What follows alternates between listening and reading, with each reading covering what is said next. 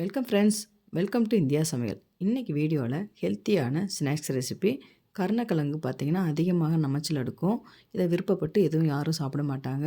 இது இந்த மாதிரி கட்லெட் மாதிரி செஞ்சு கொடுத்தீங்கன்னா ரொம்ப விரும்பி சாப்பிடுவாங்க. இதை ரொம்ப அரிப்பு இல்லாமல் உங்களுக்கு நான் செஞ்சு காமிக்கிறேன். நம்ம சேனலில் போடுற வீடியோ உங்களுக்கு பிடிச்சிருச்சுன்னா சப்ஸ்கிரைப் பண்ணிடுங்க. பக்கத்தில் இருக்க பெல் ஐக்கானே கிளிக் பண்ணிடுங்க. வாங்க எப்படி பண்ணலாம்னு சொல்லி பார்க்கலாம். இதை பார்த்திங்கன்னா கருணக்கிழங்கு 1/4 கிலோ அளவுக்கு எடுத்திருக்கேன். இது கிட்டத்தட்ட 2 மாதத்துக்கு மேலேயே இருக்கும். பழைய கிழங்காக நீங்கள் எடுத்துக்கோங்க. புது கிழங்காக இருந்துச்சுன்னா ரொம்பவும் அரிப்பெடுக்கும். இந்த மாதிரி குக்கரில் கிழங்கு நம்ம ஆட் பண்ணிக்கிறலாம். சின்ன நெல்லிக்காய் சைஸ் அளவுக்கு புளி சேர்த்துக்கோங்க. புளி சேர்த்துட்டு கொஞ்சமாக தண்ணி ஊற்றி நல்லா 3 விசில் வர்ற அளவுக்கு நம்ம வேக வச்சு எடுத்துக்கிறலாம்.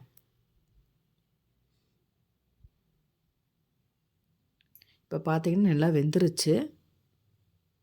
நல்லா சாஃப்டாக வெந்திருக்கு. இந்த அளவுக்கு வெந்தால் போதும். இதை வேற ஒரு பவுலில் மாற்றிக்கிடலாம். இப்போ மேலே இருக்க இந்த தொலியெல்லாம் இந்த மாதிரி எடுத்துக்கோங்க. பழைய கிழங்காக இருந்தால் தான் நல்லாயிருக்கும். இந்த மாதிரி தோலெல்லாம் எடுத்தாச்சு.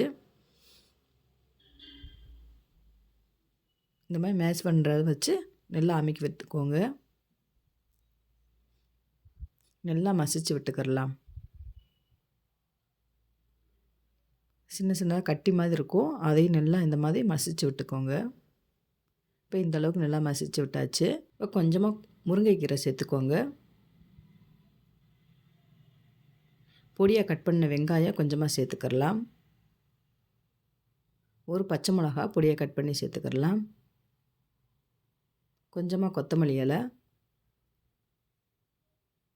சோம்பு 1/4 டீஸ்பூன் அளவுக்கு சேர்த்துக்கிடலாம். மிளகாத்தூள் 1/2 டீஸ்பூன் அளவுக்கு சேர்த்துக்கிடலாம். கரம் மசாலா 1/4 டீஸ்பூன் அளவு, தேவையான அளவு உப்பு, பொட்டுக்கடலை பவுடர் 1 டீஸ்பூன் அளவுக்கு நான் சேர்த்துருக்கேன். பெருங்காய பவுடர் 1/2 டீஸ்பூன் அளவுக்கு சேர்த்துக்கிடலாம். இப்போ சேர்த்துட்டு நல்லா மசிச்சு விட்டுக்கோங்க. கொஞ்சம் கூட தண்ணியே சேர்க்கக்கூடாது. கிழங்குலையும் பார்த்திங்கன்னா கொஞ்சமாக தண்ணி விடும். இப்போ நல்லா இந்த அளவுக்கு நல்லா மசிச்சு விட்டுக்கிடலாம். இப்போ உப்பு காரமெல்லாம் கரெக்டாக இருக்கான்னு சொல்லி பார்த்துக்கிடலாம். இப்போ இந்த அளவுக்கு நல்லா மசிச்சு விட்டாச்சு. இப்போ பார்த்தீங்கன்னா கையில் கொஞ்சமாக எண்ணெய் தடவிக்கோங்க. தடவிட்டு இந்த அளவுக்கு மாவை எடுத்துட்டு நல்லா இந்த மாதிரி உருட்டிக்கோங்க.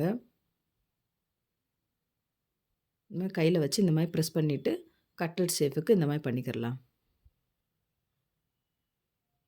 இப்போ இந்த மாதிரி எல்லா மாவுகளையும் கட்லெட் ஷேப்புக்கு எடுத்து வச்சுக்கோங்க. இது இப்படியே மைதா மாவில் டிப் பண்ணி நீங்கள் பிரெட் கிராம்ஸில் கூட எடுத்து வைக்கலாம். நான் அந்த மாதிரி எதுவுமே பண்ணலை. இந்த மாதிரி எல்லா மாவுகளையும் நான் கட்லெட் ஷேப்புக்கு எடுத்து வச்சாச்சு. சேலோ ஃப்ரை தான் பண்ண போகிறோம். கொஞ்சமாக ஆயில் ஊற்றிக்கோங்க. சூடான பிறகு நம்ம ஒவ்வொரு கட்லெட்டாகவும் ஆட் பண்ணிக்கலாம். இந்த மாதிரி திருப்பி போட்டுருங்க. ரொம்ப நேரம் வேக வச்சுக்க தேவையில்லை. ஒரு 2 நிமிஷம் வேக வச்சா போதும். சட்டுன்னு வெந்துடும்.